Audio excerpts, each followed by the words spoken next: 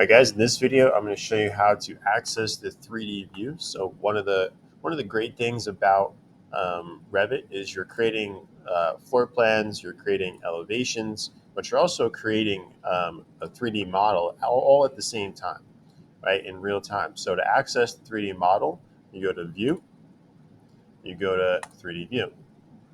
So that's going to bring up this 3D view. Now you can use this cube on the right.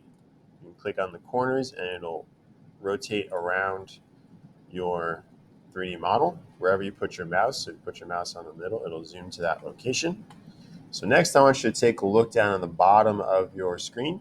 Right, there is a little cube, right? So one of the things that Revit is very good at is taking very important information and making it very small. So if you look at this little cube on the bottom, right, so what you can do with this is it gives you some view settings, right? So I think the default is hidden line mode. If you go to shaded, it just brings in like colors and some shading to your walls and your windows. It'll bring in some light. You can kind of see some shade and shadow on that window. If you go to consistent colors, right, it'll turn off that shade and shadow. And if you go to realistic, it's going to load the texture profiles, which means like the pictures, it'll make it look realistic, right? So if you look at this wood, it looks like wood.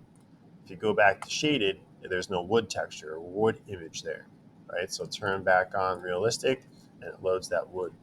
So that's the views for that.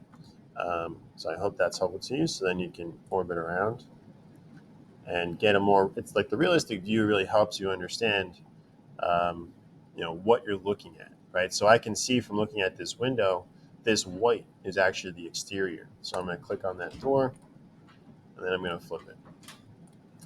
All right.